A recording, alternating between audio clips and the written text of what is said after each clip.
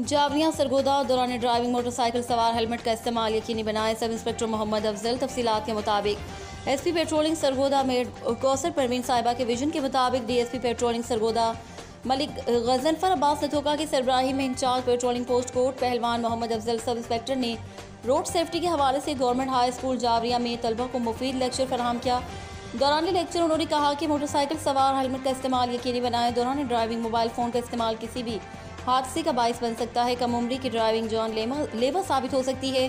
वालिदैन बच्चों को हादसा से बचाने के लिए ड्राइविंग से मना करें। मजीद उन्होंने बीट एरिया से गुजरने वाली गाड़ियों के ड्राइवर्स को हिदायत की कि दौरान ड्राइविंग तेज़ रफ्तारी से इज्तनाब करें और रोड सेफ्टी के हवाले से भी आगाह किया। लेक्चर के अख्ताम पर स्कूल के तलबा और ड्राइवर्स ने पॉम्फलेट्स तकसीम किए गए। इस मौके पर स्कूल के हेड मास्टर और दीगर असातिज़ा इकराम और ड्राइवर हजरात मौजूद थे।